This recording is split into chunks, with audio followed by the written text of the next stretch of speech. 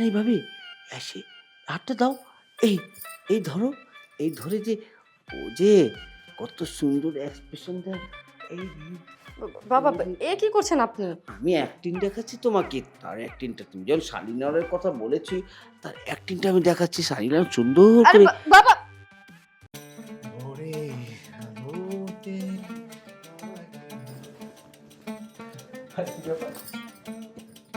জড়িয়ে ধরছো কেন? কি হয়েছে? কি হয়েছে তুমি বুঝতে পারছো না? কারণ আজকে তো বাবা চলে আসবে। হ্যাঁ, বাবার সামনে তো আর তোমাকে যখন তখন জড়িয়ে ধরতে পারবো না। এই কারণে একটু বেশি বেশি করে আদর করে নিচ্ছি তোমাকে। আচ্ছা ঠিক আছে।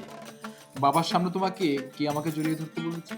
আর একটা কথা, আমি যে সারা রাত তোমার কাছে ছিলাম, তোমাকে এত ভালোবাসা দিলাম, এতই তোমার মন ভরেনি? ভরেছে, কিন্তু এখন আর একটু চাচ্ছি। বোকা, আমি এখন রেডি হচ্ছি, অলরেডি ফ্রেশ। আমি তোমাকে বুঝতে হবে, এখন তুমি চাইলেও আমি তোমার কাছে যাবো না। কোথায় যাচ্ছ তুমি? কোথায় যাচ্ছি মানে? তুমি জানো না কোথায় যাবো আমি?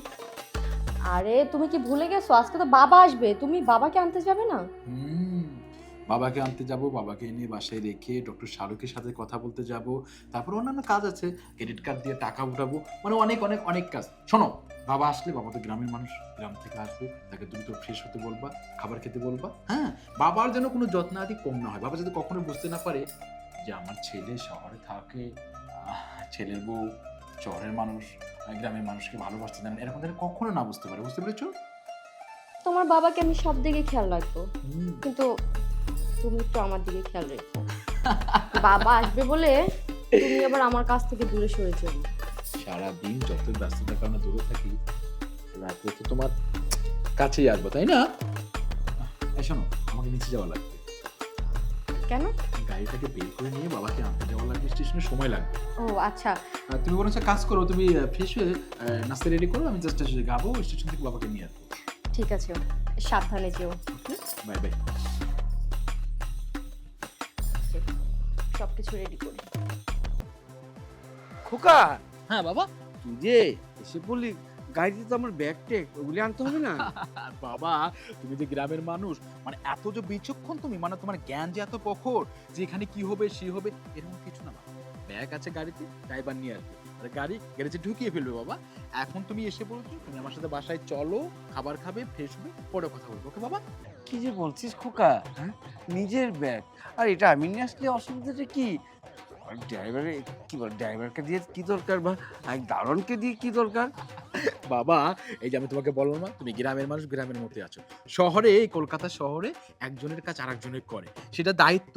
ধরো ড্রাইভার গাড়ি চালাবে, দারোয়ান গেট দেখবে, তাই না? হুম। তোমার ব্যাগটা সে ড্রাইভারে নিয়ে আসবে। তুমি তো ভাবছো আমার ব্যাগ আমি নিয়ে আসবো, বাবা এটা গ্রামে হয়। শহরে এক একজনের কাছে এক একজনের দায়িত্ব দেওয়া থাকে। যেমন আমি অফিসে চাকরি করি, বসের কাজ করি, হ্যাঁ? আবার আমার কলিগ আছে, তারা আমার কাজ করে। বুঝতে পেরেছো বাবা? আসলে কি জানিস, এই যে আমি সবই জানি। অভ্যাস হয়ে গেছে তো, সেই অভ্যাসটা পাল্টাতে পারি না। বাবা, তুমি হচ্ছে অসুস্থ, তোমার এত বহন করতে হবে না, এত চিন্তাও করতে হবে না। তুমি উপরে চলো, ফ্রেশ হো, আমি ডক্টর শ্যালকের সাথে কথা বলে তোমাকে আজই নিয়ে যাবো মেডিকেল টেস্ট করাতে। আজি, হুম। আমি কিন্তু আবার ইনজেকশনটা নিয়ে ভয় পাই, ও শালককে বলিস। বাবা, আমি আছি তো, তাই না? হুম। আমি যেমন ছোটবেলায় ভয় পেতাম, তখন তুমি আমাকে আগলে ধরে রাখতে। এখন আমি তোমার ছেলে, বড় হয়েছি, এখন তোমাকে আমি আগলে ধরে রাখবো। আর কোনো কথা নাই, ভিতরে চলো তো বাবা। বড় হয়েছি তো, এই কারণে ভয় পাই। তুই কি বুঝবি? এই, এটা কি তোর বাগান? হ্যাঁ বাবা, এটা আমার বাগান, তুমি পরে দেখবে সব ঘুরে ঘুরে। এখন চলো। এটা বাসা? এটাই বাড়ি বাবা। ভাই, এত বড় বাড়ি? চলো বাবা, চলো, তুমি সব দেখবে। তোমার বৌমা তোমার জন্য খাবার রেডি করে নিয়ে বসে আছে, এসো। আরে বাবা, আসো তো বাবা, এসো। এই হচ্ছে তোমার বৌমা, দেখো। এখন করো বাবাকে।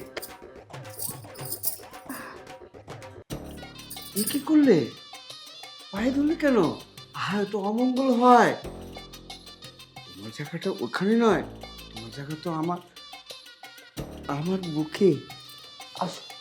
বলছি কি, তুমি তো অনেক ক্লান্ত, অসুস্থ মানুষ, কি খাবে না খাবে। এই, তুমি কি খাবার রেডি করছো?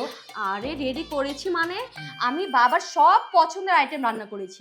তুমি বলেছিলে বাবা সরিষা ইলিশ পছন্দ করে, সরিষা ইলিশ করেছি। যে খাসি রেজালা করতে বলেছিলে ওটা করেছি। তারপরে যে পাঁঠার মাংস এনে দিয়েছিল না, ওটার কালাভুনা করেছি। ওই যে পুকুরের পুঁটি মাছ ওটা দো পেঁয়াজি করে ভাজি করেছি। আজকে বাবা কবজি ডুবিয়ে খাবে। বাবা তোমাকে বলেছিলাম না তুমি গ্রামে থাকবেই না, তুমি শহরে কলকাতায় চলে এসো, দেখো তোমার আপ্যায়নের অভাব হবে না, তুমি এমনি সুস্থ হয়ে যাবে, বুঝতে পেরেছো? না আমি তো অলরেডি 80% সুস্থ হয়ে গেছি, আর আমার পেটও ভরে গিয়েছে বৌমাকে দেখে। আমার কিছু খেতে হবে না, কি বলছেন বাবা, আপনি সুস্থ হয়ে গেছেন? আমি 80% সুস্থ হয়ে গেছি।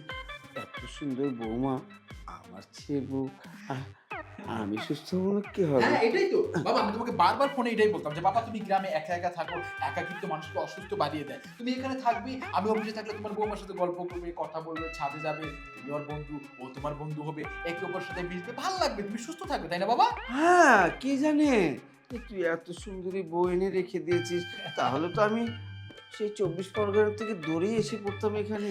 আচ্ছা বাবা এখন ঠিক আছে, তুমি এখন ফ্রেশ হয়ে নাও, খাওয়া দাওয়া শেষ করে নাও। আমি ভাবছিলাম যে আজকে বিকেলেতেই ডক্টর শেলকের কাছে তোমাকে নিয়ে যাই। আচ্ছা ঠিক আছে। আমি বুঝতে পারছি তুমি যেতে ইচ্ছুক না, তাই না? হ্যাঁ হ্যাঁ, তুমি ফ্রেশ হয়ে খাওয়া দাওয়া করে রেস্ট নাও। হ্যাঁ আমি নিজে গিয়ে ডক্টর শেলকের সাথে কথা বলে যদি অন্য কোনো ডক্টর দেখাতে বলে সেই ফাইলটা ওকে করে নিয়ে আসবে। হ্যাঁ বাবা? আচ্ছা যা। আচ্ছা শোনো, তুমি কিন্তু বাবার খেয়াল রাখবে, বাবা যেন কখনো না বুঝতে পারে যে বাবা গ্রাম থেকে আসছে, তার পছন্দ মতো কোনো কিছু হচ্ছে না, ওকে?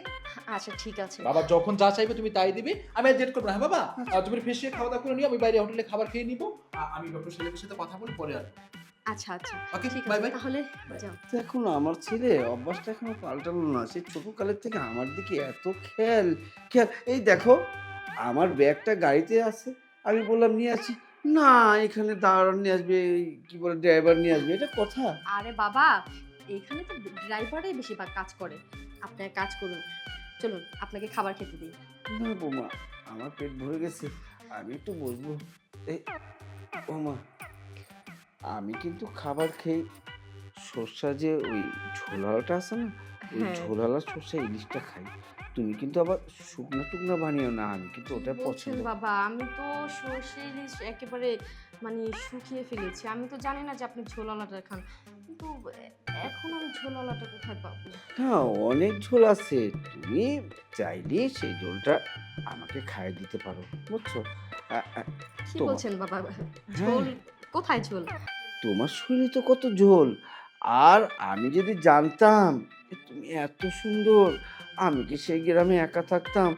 আমার এত একটা সুন্দরী বৌমা, আহ তোমার চোখটা কেমন জানি মাধুরী দীক্ষিত লাগছে, আর সুচিত্রা সেনের সেই ঠোঁট, আর নাকটা চেরির মতো, আর পুরো শরীরটা কাচিনার মতো, আর সানি লিওন একটা ছাট আছে, বুঝছো? কি বলছেন বাবা? হ্যাঁ। আমার দিকে সানি লিওনের আমি কিন্তু সেই ছবি দেখি, সানি লিওন খুব ভালো নায়িকা, এত একটা ভালো অ্যাক্টিং করে, আর যখন যায় অ্যাক্টিংয়ে, ও মা!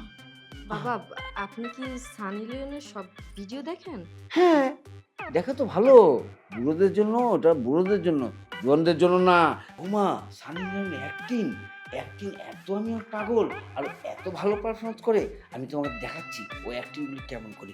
ও যে আসে না এইভাবে, এসে হাতটা দাও, এই এই ধরো, এই ধরে যে ও যে কত সুন্দর এক্সপ্রেশন দেয়, এই বাবা, এ কি করছেন আপনি? আমি অ্যাক্টিং দেখাচ্ছি তোমাকে, তার অ্যাক্টিংটা তুমি যখন সানি লিওনের কথা বলেছি, তার অ্যাক্টিংটা আমি দেখাচ্ছি, সানি লিওন সুন্দর। এ কি বাবা, আমি সুস্থ হয়ে গেছি বাবা। সুস্থ হয়ে গেছে মানে?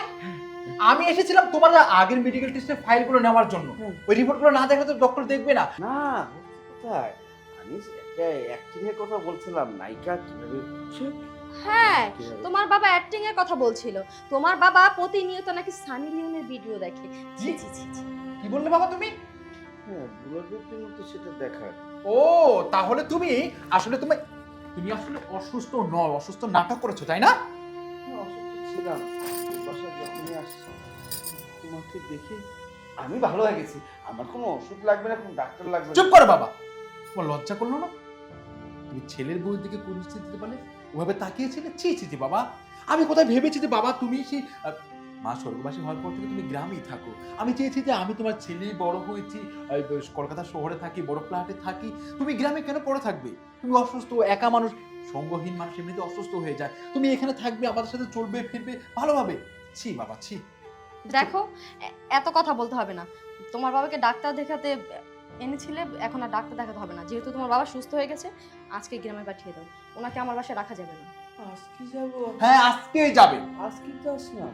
আজকে চলে যাবে। আমি চেয়েছিলাম তোমাকে সুস্থ হওয়ার পরে এখানে রেখে দিতাম, কিন্তু তুমি এসে যে কাণ্ড করেছো, থাকলে তুমি জানি কি করবে বাবা, তখন আমার মান সম্মান নিয়ে টানাটানি বাঁচবে। অতএব তুমি এই মহল্লায় থাকতে পারবে না, আশেপাশের লোকজন জানাজানির আগে তুমি সোজা চলে যাবে। তোমার চিকিৎসা খাতা পরি বাবা, বেরিয়ে যাও। যাচ্ছি, তবে যাওয়ার আগে বলে যাচ্ছি, আমার কোনো দোষ নেই, সব দোষ হলো ওই সানি লিওনের। শুনেছো তোমার বাবার কথা? সব দোষ সানি লিওনের। ছি, আমার ভাবতে অবাক লাগছে যে আমার বাবা এরকম নোংরাম কাজ করে কি করে। কোথাও আমি ভেবেছি যে বাবা আমার কাছে থাকবে সবসময়। যাক, ভালোই হয়েছে, আমি প্রথমে বুঝতে পেরেছি বাবা এমন মনে হয় মানুষ।